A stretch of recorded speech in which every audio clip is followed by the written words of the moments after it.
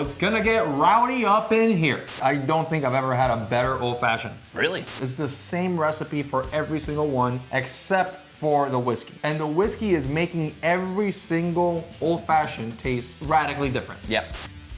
Jim, what are you doing to me, man? I'm ruining all the other old fashions you're ever gonna have. That's what I'm doing right now. It absolutely takes what you think you understand about a specific whiskey and it transforms it. I mean, none of these are wrong moves. These are your preferences, not mine, because I know what these are, but he's wrong. Now, I'm a big fan of the idea that you should drink your whiskey however you like it. But for me, an old fashioned is my second favorite way to get to know a whiskey, right behind drinking that puppy neat. But choosing the right whiskey for your old fashioned is not always as easy as you'd think. So today I will be blind tasting 6 different old fashions and ranking them based on preference. Jim is well known for an exceptional old fashioned, and I am incredibly excited to try it. Now, the reason my old fashions are so popular is because this is not your regular old fashioned. This is a toasted old fashioned. And it's actually a pretty old spec, but I've modified it a bit for a more modern flavor profile. Here are all the things you're gonna need to make this yourself. Demerara sugar cubes, an orange, Angostura bitters and orange bitters, but I prefer the Regens, a jigger, a bar spoon, a citrus peeler, a muddler, a kitchen torch or a Bic lighter, something butane fueled, and of course a glass. On the demerara cubes, brown sugar can work just as well. They also make things that are not cube shaped, but still a granulated sugar. Anything like that's gonna work fine, as long as you're not using white sugar. It's a little too sharp. It's not the right type of sugar for this recipe. And hey, all of these tools are on Amazon. We've got official Barrel Hunters affiliate links in the description below, so you can get the specific tools that we recommend. Each purchase using these links helps the channel out a ton. So first, we're gonna drop a single demerara cube into our glass. I like demerara for this because unlike white sugar, it's a darker, kind of an earthier type of sweetness, more like caramel. Next, 2 dashes of Angostura bitters and 2 dashes of Regen's orange bitters. Now, if your dasher bottle really spits out liquid, you might want to dial that back to 1 dash, but for the dashers that I'm using for these bottles, 2 is where you want to go. The main thing is you want enough bitters on the cube to soak it, leaving very little extra liquid in the glass. Next up, you want to get your muddler out. Now, muddlers have 2 sides. For this, it really kind of depends on the glass. If you've got a glass that has a lot of round edges at the bottom, you're going to want to use the round side. I like to use the flat side in most cases because the edges of the glass, it's gonna crush your sugar better. So we're gonna give it a quick smash and then you're gonna mix it around with your muddler. You don't want any chunks left. You're aiming for a pretty consistent, thick slurry. So next, you're gonna pick your glass up and you're gonna rotate it around so that the slurry kind of covers the inside of the glass around all the edges. Now this is where you wanna get your torch ready. Fire! Fire!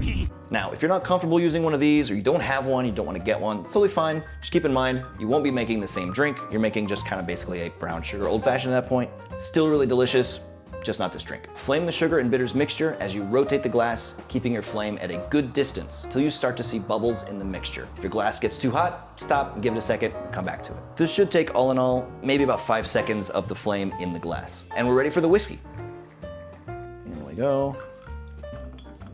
Now, I prefer a big square cube, but if you've got spheres, you've got little ice, whatever it is, it's fine. But if you're picky about dilution like I am, you want the big cube. If you set it on top of your spoon before you lower it in, you're not gonna get it all over you.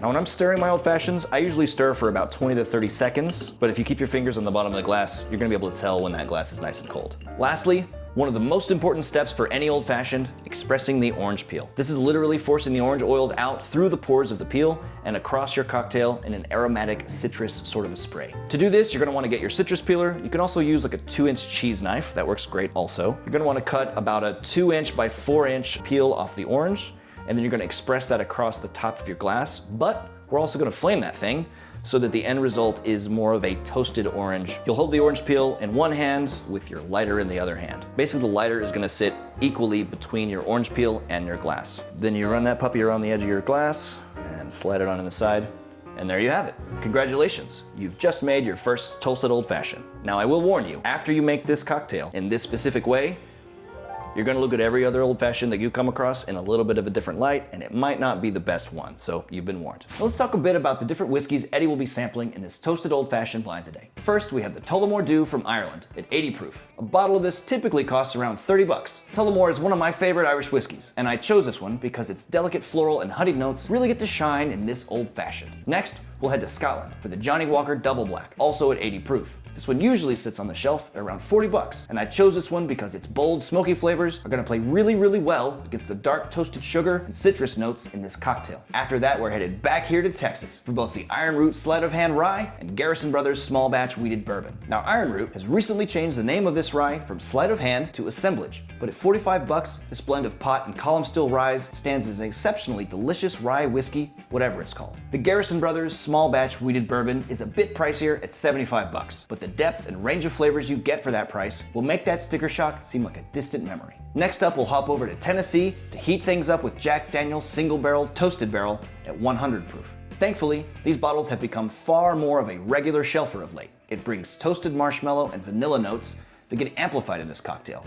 And for about 70 bucks, I think it's one of the most robust whiskeys at that price point. And lastly, a Kentucky classic. The Heaven Hills 7-Year Bottled and Bond Bourbon is a quintessential Kentucky bourbon with notes of caramel, spicy vanilla, leather, oak, graham cracker, just delicious. It punches well above its retail price of 50 bucks, and in this cocktail, it's gonna make Eddie cry quintessential tears of joy. All right, Eddie, first drinks are in the glass. You ready to face the gauntlet?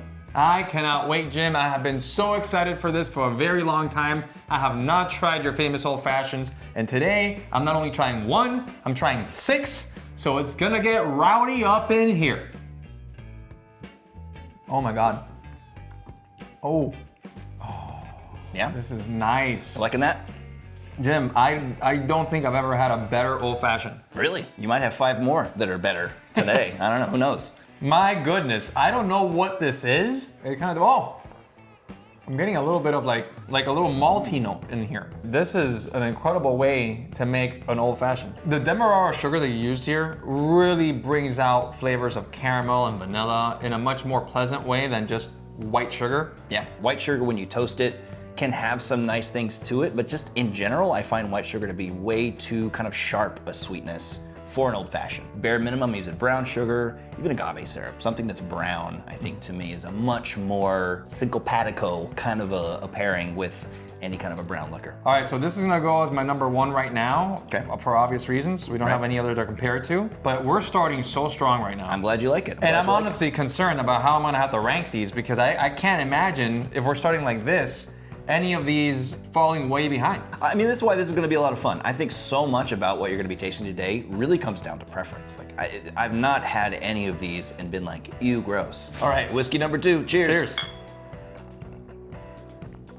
So this definitely has more proof than the first one. Yeah. And it's so well balanced. I'm getting so much caramel, I'm getting so much vanilla. Whatever this is playing really, really nicely with the bitters and the brown sugar. I would call this elevated. This to me is an elevated, quintessential old fashioned. Damn, all right. If you haven't had this one, get a bottle if you get a chance and try it out. And I think it's a very exceptional whiskey. And I think if you're gonna make an old fashioned, why not use damn good whiskey? And now I am intrigued as to what this is. I'm in heaven. This is our second glass, Jim. It is. We have It is. 4 more to go after this one. Yeah. And I'm already feeling the joy. I mean, this is a hell of a recipe, and you put a hell of a whiskey in it, you're gonna get good stuff. All right, on that note, I'm gonna move this to first place. The first one is moving over to second. And now we're starting to build something here. Jim, I am really enjoying this, and it really reminds me of the virtual tastings that we host with our Patreon community. We just did one yesterday and we had a great time. If you'd like to join us on camera and have a few drinks with us, sign up for our Patreon. For the same price of 2 cups of coffee a month, you can join us there and on Discord and get a bunch of really cool perks. If Patreon is not your thing, there are a bunch of other ways to support the channel. We have soft, flattering whiskey design t-shirts like our brand new I'm Neat, Old Fashioned and Delicious tea, my book, The Art of Tasting Whiskey, and our online bottle shop featuring craft bottles and our brand new barrel pick, Dark Art's first nationwide release finished in Cabernet Sauvignon barrels that we are calling Long Dram's Journey into Night. The bottle is selling very quickly, so grab your order soon if you want one. Once they're gone, they're gone. Now let's get back to tasting old fashions.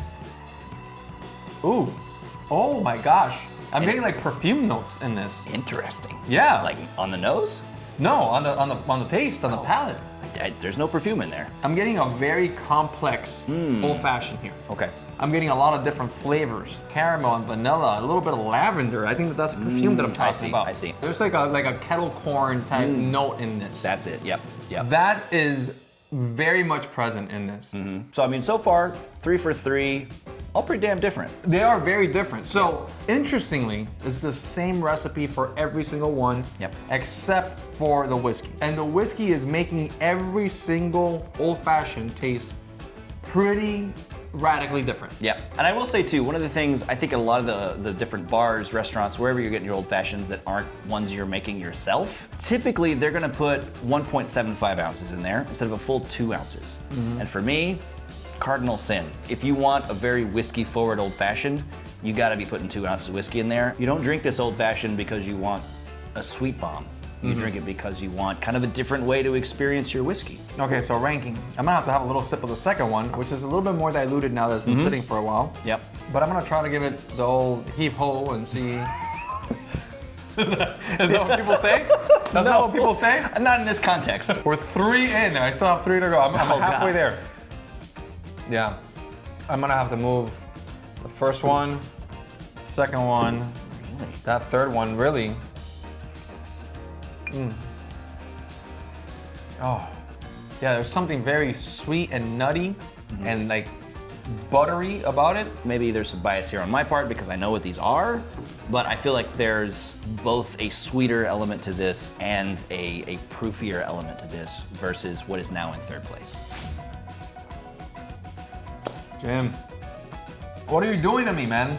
I'm ruining all the other old fashions you're ever gonna have. That's what I'm doing right now. I'm getting vanilla, caramel, all those quintessential notes that you typically get from a delicious old fashioned, and they have been wonderfully married into this beautiful glass. Oh man, I don't know how to rank these. I almost feel like it's like a conveyor belt. Exactly. I'll say this, the reason that this one is my favorite is just because the way that this particular whiskey marries with the other flavor elements that in here, the toasted sugar, the toasted orange peel on top, the combination of the Ango and the orange bitters. Regen's in particular does some extra special magic. It just all comes together in a really, really beautiful, fantastic way. This is borderline rustic.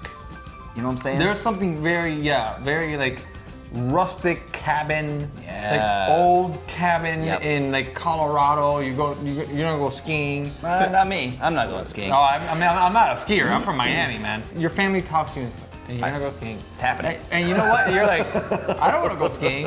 I want to have a nice, beautiful drink by the campfire in our log cabin that we just rented for $500 a night. You're describing my November. This is literally what I'm doing with my family in November, and it's gonna go exactly as he just described. Well, bring whatever you use to make this. Okay, I'm gonna move these over here, and I'm gonna put the fourth one that we tried.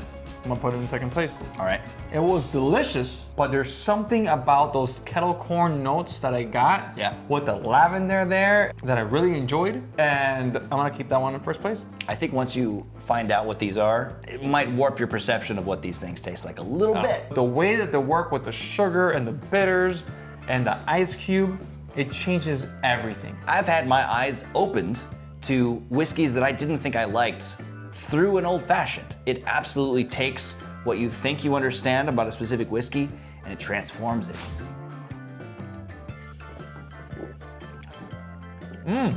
This is very different from everything else that we've had. Yep. Oh my gosh, I'm getting like Hershey's dark chocolate notes in this. I am getting like dark chocolate Snickers bar. I'm getting maybe a little bit of cinnamon, a little bit of nutmeg, but it honestly feels like I am eating a Snickers bar, except I'm drinking it in a glass and it has some alcohol in it, so Some.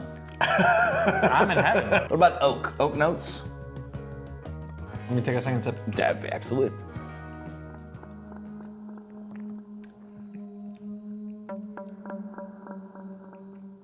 Yep. It is very woodsy, but again, when I get chocolate notes, it's typically that sort of like dark chocolate, bittersweet, rustic sort of flavor. It's very different. All of these have been very different. This one I think is woodsier. It is a little bit more dark forest, but you've got a lot of leather on for some reason. Do you? I do. I love leather and poetry, and that's what this whiskey is. I'm mischaracterizing this whiskey entirely. I'm gonna go like this. Oh, wow. Yeah, huh? Wow. The one you put in first place so far, one of my absolute favorites. The one you just put in fourth place, also one of my favorites. Oh, I'm sorry, Jim. It's a little twist of the dagger. It's okay. I mean, none of these are wrong moves. These are your preferences, not mine, because I know what these are, but he's wrong. Cheers to the final one. Oh. This has a little bit of a kick. What kind of kick? Oh, it's a little peaty kick. Yeah, exactly. A little like burnt marshmallow. Instead of using graham crackers, you're using orange peels and you're squishing the chocolate and the burnt marshmallow together. Yeah. And then you're taking a little bite. Yeah. And then you're spitting out the orange peel because it's a little bit too much. I mean, point to me to the two of these that are similar.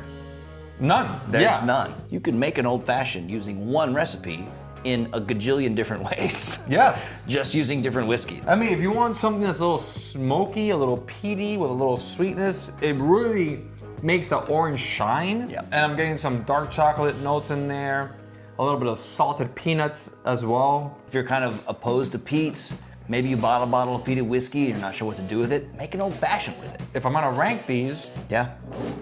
I'm gonna put this one in sixth place. Okay. I think I'm gonna put the 6 Old Fashioned in fifth place. I think that the peaty notes work great, but again, there's something about this number 3 and number 4 that were just quintessential notes that I absolutely loved.